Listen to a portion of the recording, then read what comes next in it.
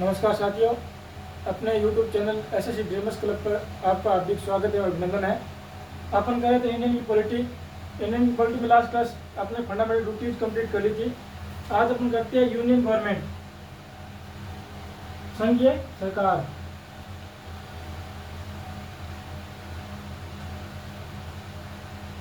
Union government, संघीय सरकार। संघीय सरकार की बात करें तो संविधान के बाद 5 में भाग 5 में आर्टिकल की बात करें अपन, इसमें आर्टिकल हम 52 से 151 तक संघीय सरकार में पढ़ेंगे। आर्टिकल 52 से 151 तक संविधान का सबसे बड़ा पार्ट माना जाए तो संघीय सरकार ही संविधान का सबसे बड़ा पार्ट है। संघीय सरकार को 3 भागों में डिवाइड किया गया है।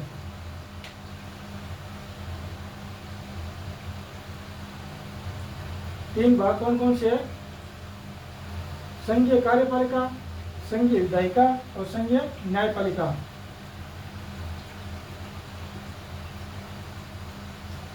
संघीय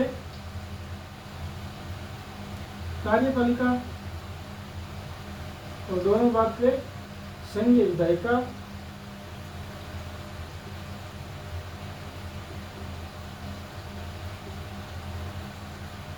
और संघीय न्यायपालिका।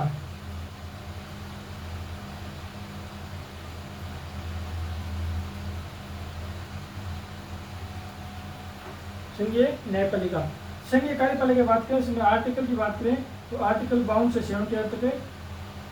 इसमें पढ़ेंगे अपन 52 78 तक। और संघीय विधायिका में पढ़ेंगे आर्टिकल 79 से 123 तक।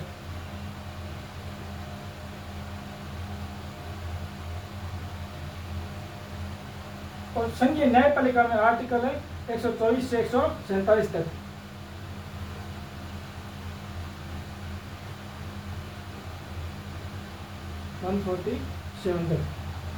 संघीय कार्यपालिका का काम क्या होता है कि कानून का उद्देश्य होता है इसका कि कानून को लागू करना।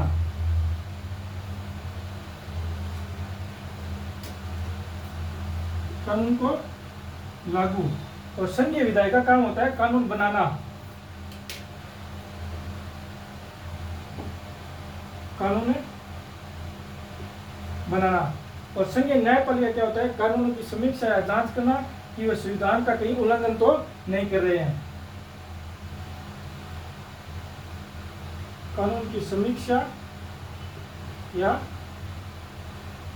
जांच। संघीय कार्यपालिका में पढ़ेंगे राष्ट्रपति,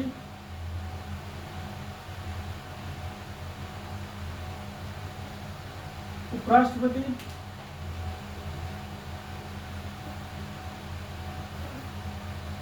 तो प्रधानमंत्री और मंत्रिमंडल।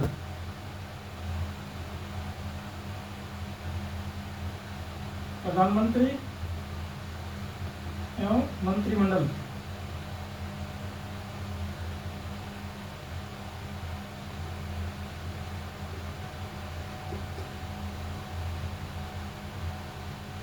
मंत्रिमंडल और भारत का महान्यायवादी, अटॉर्नी जनरल।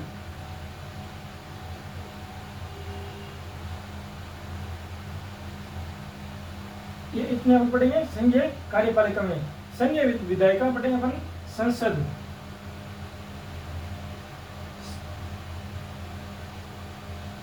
सदन। संसद में बात करते हैं अपन तो 3 अभिनंग है। राष्ट्रपति, लोकसभा और राज्यसभा। लोकसभा और राज्यसभा। संघीय न्यायपालिका में पढ़ेंगे सर्वोच्च न्यायालय, सुप्रीम कोर्ट के बारे में। और इसी में अपन पढ़ेंगे नियंत्रक एवं मालिका वृक्ष।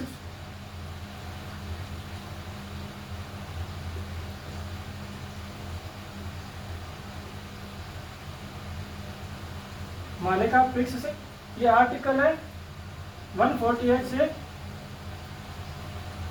151 तक अपने इसी में संघीय न्यायपालिका में पढ़ेंगे। यूनियन सरकार को 3 भागों में डिवाइड किया गया, कार्यपालिका, विधायिका, न्यायपालिका में।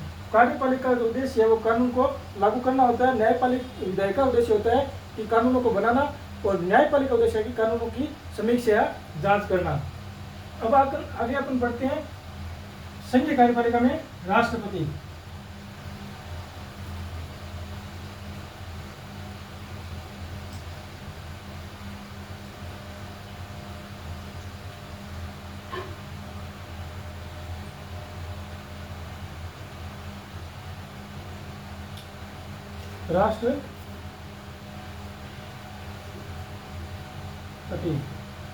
राष्ट्रपति की बात करें तो आर्टिकल 52 कहता है कि भारत में एक राष्ट्रपति का पद होगा। आर्टिकल 52 कहता है कि भारत में एक राष्ट्रपति का पद होगा। भारत में एक राष्ट्रपति का पद होगा। आर्टिकल 53 क्या कहता है, 53, कि संघीय कार्यपालिका की समस्त शक्तियां राष्ट्रपति में निहित होती है। संघ की कार्यपालिका की समस्त शक्तियां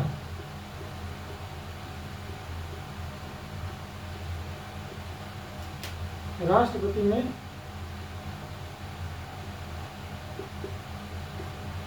निहित होती है।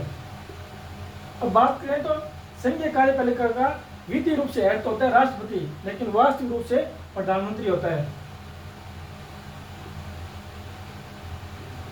विधि रूप से हेड होता है राष्ट्रपति, विधि मतलब कानूनी तौर पर, लेकिन वास्तविक रूप से देखें तो हेड होता है प्राइम मिनिस्टर, प्रधानमंत्री। आर्टिकल 54 क्या कहता है कि आर्टिकल 54 क्या कहता है, राष्ट्रपति का चुनाव मंडल, निर्वाचन मंडल।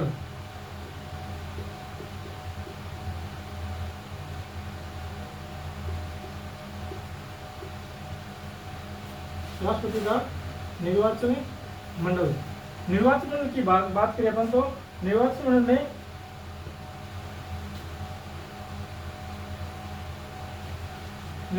में लोकसभा के निर्वाचित सदस्य, राज्यसभा के निर्वाचित सदस्य यानी एमपी और 31 विधानसभाओं के एमएलए राष्ट्रपति चुनाव में निर्वाचित सदस्य वो चुनाव में भाग लेते हैं।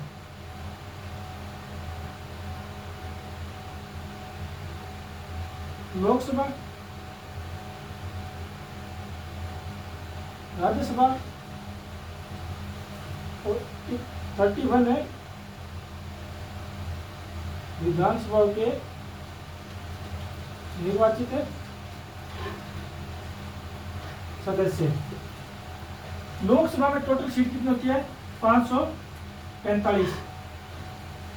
राज्यसभा में टोटल सीट कितनी होती है, 245। 545 में 2 सदस्य मनोनीत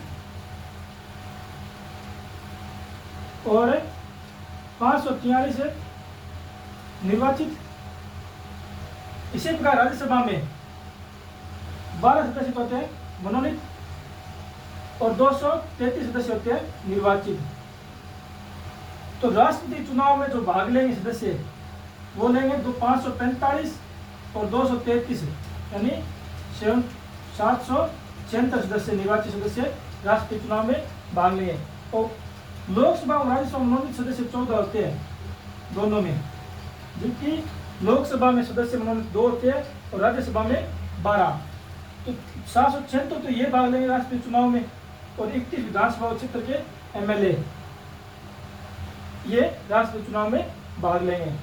अब आगे बात करते हैं आर्टिकल 55 की यानी 55 आर्टिकल क्या कहता है कि राष्ट्रपति के चुनाव की प्रणाली।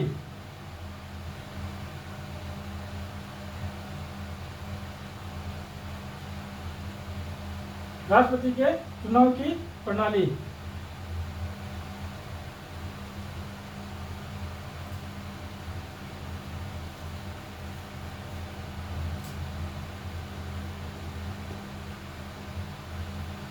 आर्टिकल 55 में राष्ट्रपति के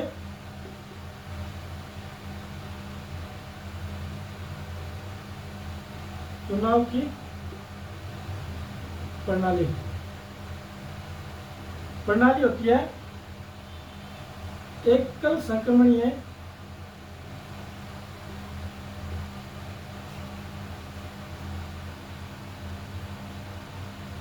अनुपातिक प्रतिनिधित्व है, अप्रत्यक्ष गुप्त वोट प्रणाली, गुप्त मतदान प्रणाली, यानी राष्ट्रपति चुनाव प्रणाली होती है एकल संक्रमण अनुपातिक प्रतिनिधित्व है, अप्रत्यक्ष गुप्त मतदान प्रणाली होती है। ये अपने संविधान में आयरलैंड से लिया गया है, आयरलैंड से लिया गया है।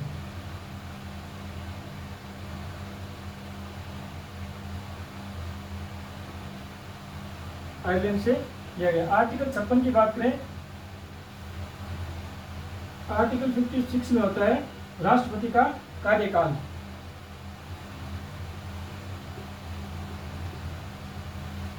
राष्ट्रपति का कार्यकाल 5 वर्ष का होता है।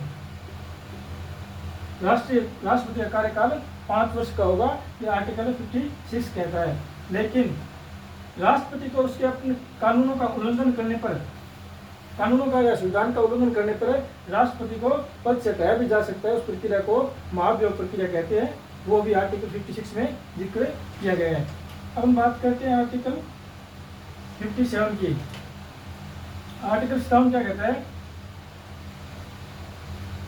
आर्टिकल 57 में है कि राष्ट्रपति चुनाव पुनर्निर्वाचन की प्रावधान।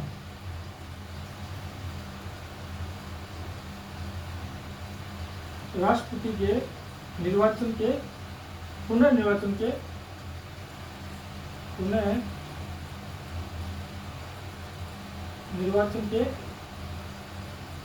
प्रावधान, यानी राष्ट्रपति अपने कार्यकाल के दौरान अपना त्यागपत्र राष्ट्रपति को देकर पद छोड़ देता है तो राष्ट्रपति का चुनाव 6 महीने के अंदर राष्ट्रपति चुनाव करना अनिवार्य है, पुनर्निर्वाचन का प्रावधान आर्टिकल 57 में। अब हम बात करते हैं आर्टिकल 58 की।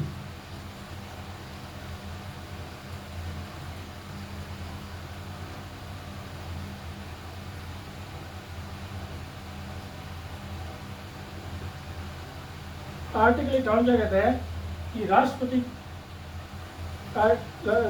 की योग्यताएं।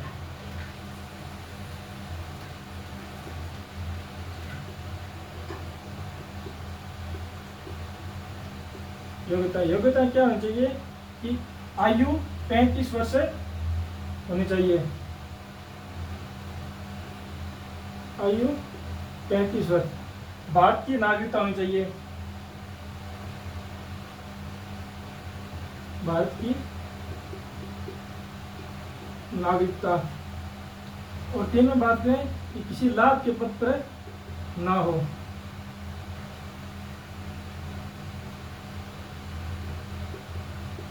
के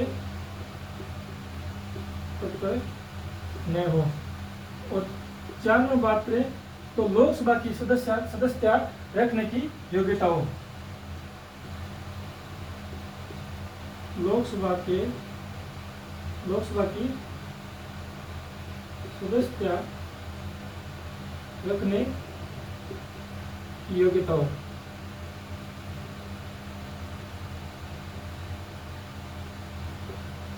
रखने की योग्यता हो। आर्टिकल 58। आर्टिकल 59 क्या कहता है कि राष्ट्रपति की शर्तें।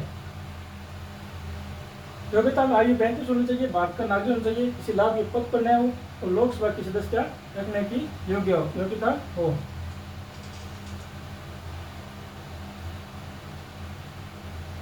आर्टिकल 59। आर्टिकल 59 क्या कहता है? राष्ट्रपति की शर्तें। शर्तें क्या होती है कि राष्ट्रपति की शर्तें क्या होती है कि उसके वेतन और भत्ते में कोई कमी न हो, यानी कमी नहीं की जा सकती। राष्ट्रपति के वेतन व भत्ते में कमी नहीं की जा सकती।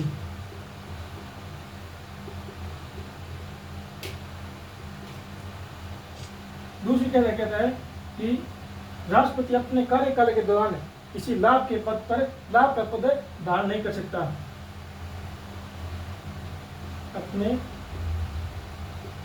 कार्यकाल के दौरान लाभकारी पद धारण नहीं कर सकता। और राष्ट्रपति का जो वेतन भत्ते हैं वो सिंचित निधि से दिए जाते हैं। राष्ट्रपति के वेतन व भत्ते सिंचित निधि से दिए जाते हैं, दिए जाएंगे। ये राष्ट्रपति का आर्टिकल 29 में सटते हैं। आर्टिकल 60 में क्या है कि शपथ राष्ट्रपति की शपथ है वो सर्वोच्च न्यायालय का मुख्य न्यायाधीश से दिलवाता है। शपथ कौन जाएगा? सर्वोच्च न्यायालय का मुख्य न्यायाधीश।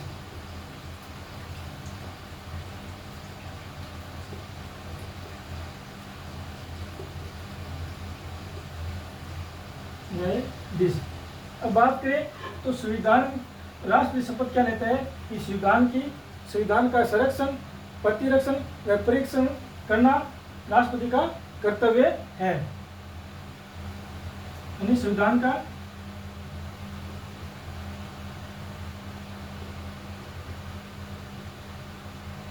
संरक्षण,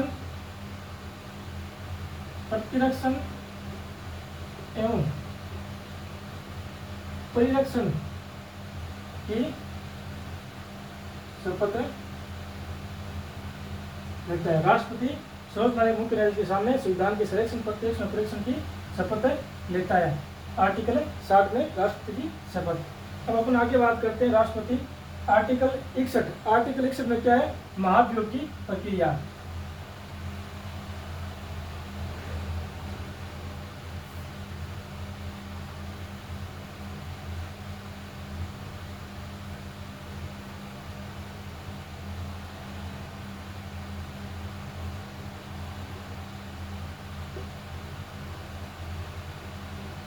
आर्टिकल 61 में क्या है? महाभियोग। महाभियोग की प्रक्रिया क्या कहते हैं? राष्ट्रपति को पद से हटाने का जो कारण होता है वो क्या होता है? यानी संविधान का उल्लंघन करने पर, संविधान का उल्लंघन करने पर यह प्रक्रिया लाई जाती है। अब बात करें महाभियोग में, तो महाभियोग में राज्यसभा लोकसभा में महाभियोग प्रक्रिया लाने के लिए राज्यसभा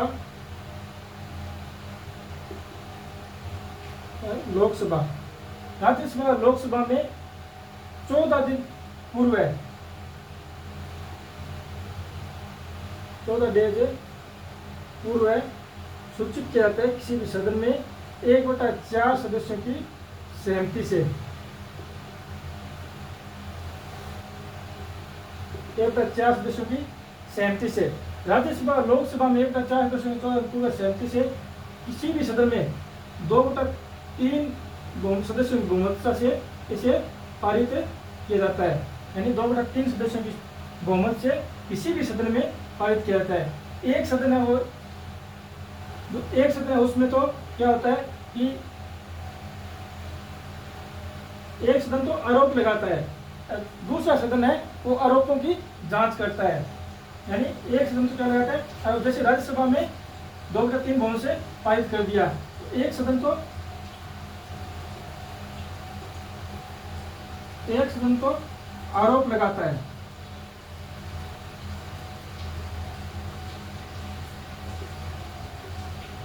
लेकिन दूसरा सदन आरोपों की जांच करता है। इस प्रक्रिया को अर्धन्यायिक प्रक्रिया कहा गया है। इस प्रक्रिया को अर्धन्यायिक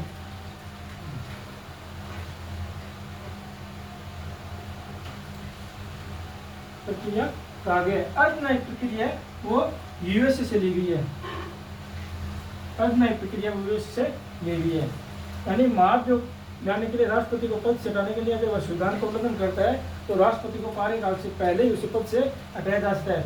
हटाने के लिए अपने को 14 दिन पहले 1/4 सदस्यों की सहमति से किसी भी सदन में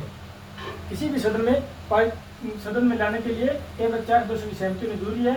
और किसी भी सदन से पास करने के लिए 2/3 बहुमत की आवश्यकता होती है। 2/3 बहुमत से पारित करके एक सदन तो आरोप लगाता है और दूसरा सदन आरोपों की जांच करता है। इस प्रक्रिया को अर्धन्यायिक प्रक्रिया कहते हैं। तो आज के लिए इतना ही करते हैं। कल अपने इससे आगे पढ़ेंगे और चैनल को ज़्यादा से ज़्यादा लाइक करें, शेयर करें, सब्सक्राइब करें। जय हिंद, जय भारत।